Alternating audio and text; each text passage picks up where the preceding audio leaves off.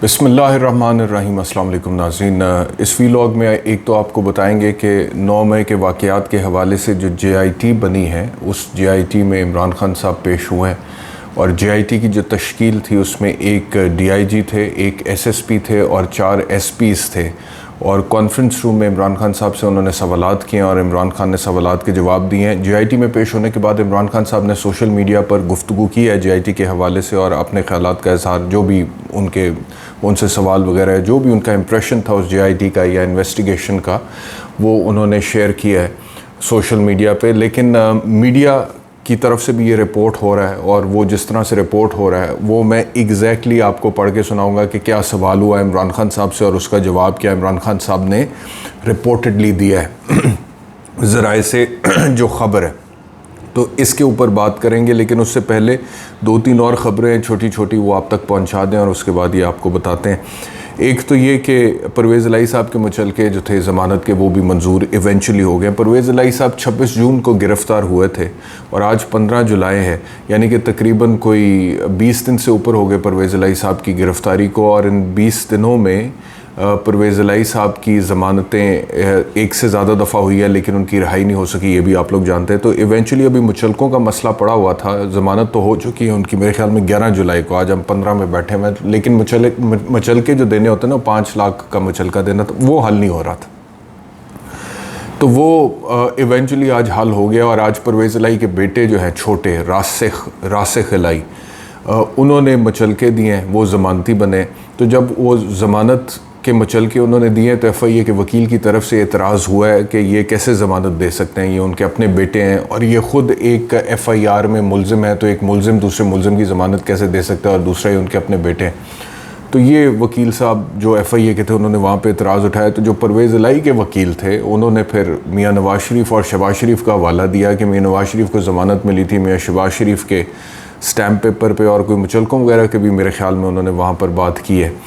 और दूसरा ये कि वो दोनों आपस में भाई हैं। तो मियाँ शहबाज साहब ने वो स्टैम्प पेपर तो दिया था ना, वो जो मीडिया में इतनी बात होती रही है कि 50 रुपये के स्टैम्प पेपर पे उन्होंने एक अंडरटेकिंग दी थी कि इतने हफ्तों में वापस आएंगे, लेकिन वो मियाँ साहब गए तो फिर वापस ही नहीं आए। तो बहरहाल वो जज साहब ने सुने आर्ग्यूमेंट्स, बहस सुनी और उसके बाद उन्होंने वो वकील से पूछा FIA कि आप बताएं कि कौन सा ऐसा कानून है जो ममानत करता है इस बात की कि ये रासिख इलाही जो है बतौर बेटा नहीं दे सकता ज़मानती मुचलके। तो इवेंचुअली वो फिर मुचलके आज मंजूर हो गए हैं, जिसका मतलब ये है कि अब मुचलके मंजूर हो गए हैं तो अदालत से अब रोपकार बनेगी, वो रोपकार लेकर जाएंगे जेल और जेल से फिर परवेज़ इलाही साहब की रिहाई होगी। तो अभी तक की सिचुएशन ये है। अब रिहाई किस टाइम होगी?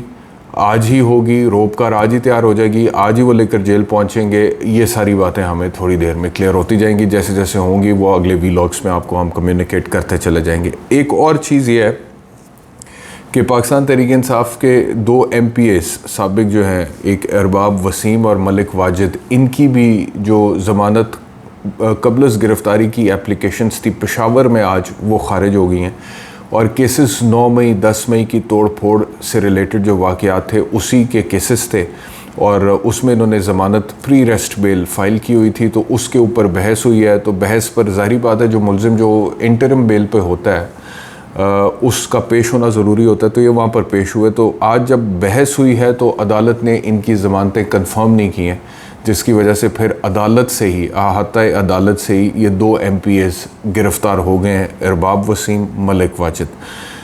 ये तो हो गई पाकिस्तान तहरीक इंसाफ की तरफ से और 9 मई के हवाले से जो केसेस हैं उसका अपडेट।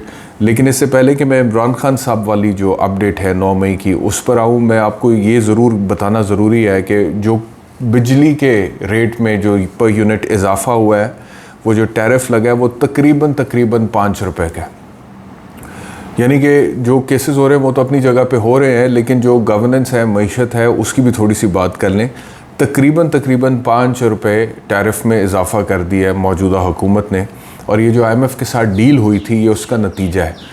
और उस डील में IMF ने जो हमें दिए हैं $3 अरब की कमिटमेंट, जिसमें से $1 अरब 20 करोड़ वो दे चुका हुआ है। तो वो जो पैसे लिए हैं हुकूमत ने IMF से डिफ़ॉल्ट से बचने के लिए, अब वो वापस भी तो करने हैं और पिछला कर्ज़ भी वापस करना है और सूद समेत दोनों वापस करने हैं। तो इस वजह से वो अब IMF को लिख के दिया गया था कि ये शराइत आपकी मानी जाती हैं और इन चीज़ों में इजाफा होगा, और उसके मुताबिक बिजली की कीमत में टैरिफ में 5 रुपये तकरीबन इजाफा हो चुका है, और अब बिजली का जो 1 यूनिट है वो तकरीबन 45 रुपये में एक पाकिस्तानी को पड़ रहा है, जो कि बहुत ज़्यादा है। It is the highest in the history of this country, यानी कि ये अपनी तारीख़ में इससे ज़्यादा पहले बिजली इतनी महंगी नहीं होती रही है। एक तो ये है। दूसरा ये है कि बिजली की बात तो अपनी जगह पे, गैस में भी इजाफा होने जा रहा है और हर सूरत होने जा रहा है। ये मतलब कि ज़राए से ख़बर तो आ रही है कि जी ओगरा की तरफ से समरी तैयार हो रही है,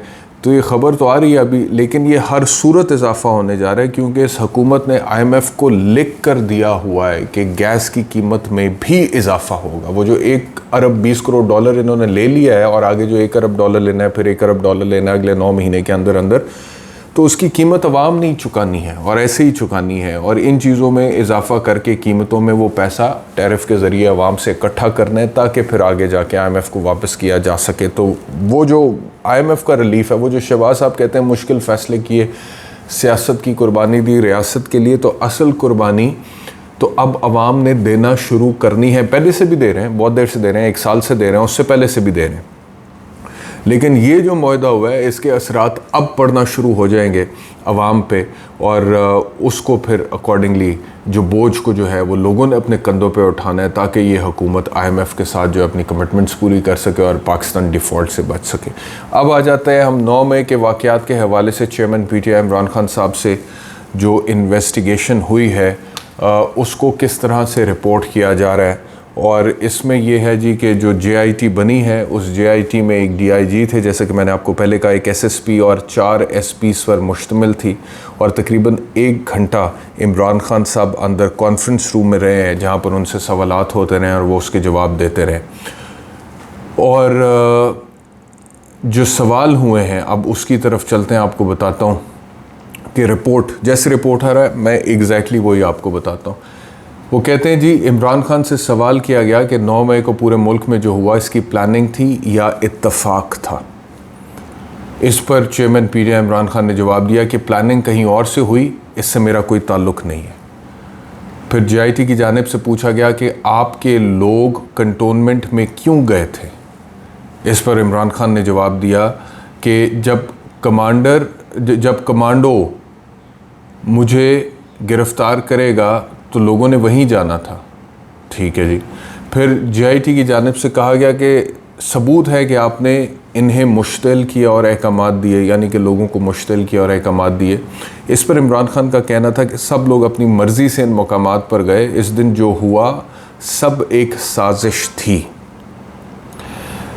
अच्छा जी। फिर ज़राए के मुताबिक JIT ने चेयरमैन PTI को मुख्तलिफ़ वीडियोज़ और तस्वीर भी दिखाई, लेकिन इमरान खान साहब ने उन्हें मानने से ही इनकार किया और कहा कि ये मेरे लोग नहीं हैं। अच्छा, ज़राए का ये भी कहना है कि इमरान खान का कहना था कि मैं वापस आऊँगा। ये बड़ा दिलचस्प है स्टेटमेंट। ज़राए से ये ख़बर है कि ये जो JIT बैठी हुई थी, जिसमें DIG थे, एक SSP थे और 4 SP थे, और जो इमरान खान साहब से सवालात कर रहे थे, उनको इमरान खान साहब ने कहा है कि मैं वापस आऊँगा और आपको अपनी इन तमाम कार्रवाइयों का जवाब देना होगा। ये इमरान खान साहब का स्टेटमेंट रिपोर्ट हुआ है मीडिया में बाकायदा तौर पे ज़राए से, कि JIT के मेंबरान को उन्होंने कहा है कि मैं वापस आऊँगा और आपको अपनी तमाम कार्रवाइयों का जवाब देना होगा। तो ये समैरली प्रिसाइजली रिपोर्टिंग हुई है, और ये लाहौर के किला गुजर सिंह पुलिस हेडक्वार्टर्स में इमरान खान साहब को बुलाया गया था, और वहाँ पर वो गए थे, और वहाँ पर उन्होंने इन सवालों के ये जवाब दिए हैं रिपोर्टेडली, जो ज़राए से ख़बर है। और उसके बाद फिर इमरान खान साहब ने मीडिया टॉक की है, सोशल मीडिया पर उन्होंने इसके हवाले से बात की है, और उसमें उन्होंने जो उनका मौक़िफ़ है 9 मई के वाक़यात के हवाले से उसको दोहराया है, और उन्होंने ये कहा है कि सुप्रीम कोर्ट ने जो मेरी गिरफ़्तारी को गैर कानूनी और गैर आइनी करार दिया है, तो क्योंकि वो गैर कानूनी थी, गैर आइनी थी, तो उसके रद्द अमल में लोगों ने प्रोटेस्ट किया था। लेकिन साथ ही साथ उन्होंने बड़ा कैटेगोरिकली ये भी कहा है कि जिन लोगों ने तोड़ फोड़ की है, जिन लोगों ने जलाओ घिराव किया है, उन लोगों के ख़िलाफ़ कार्रवाई होनी चाहिए, क्योंकि वो हमारे लोग नहीं है। क्योंकि हमारी पार्टी तो पिछले 27 साल से पुरअमन एहतजाज पर यकीन रखती है, और हमेशा मैंने यही तलकीन भी की है अपने सियासी वर्कर्स को, और यही मैंने कहा है कि पुरअमन एहतजाज करना चाहिए और तोड़ फोड़ और जलाओ घिराव नहीं होना चाहिए। ये उन्होंने अपनी बाद में जो सोशल मीडिया पे टॉक किया उसमें मज़ीद वजाहत दी है 9 मई के वाक़यात के हवाले से और JIT के होने वाली इस तफ्तीश के हवाले से, और मज़ीद उनके जो कुछ इस हवाले से मौक़िफ़ है वो भी उन्होंने वहाँ पर दिया है। तो ये अभी तक के वीलॉग में। बहुत शुक्रिया वीलॉग देखने के लिए। अपना ख्याल रखिए। अल्लाह हाफ़िज़।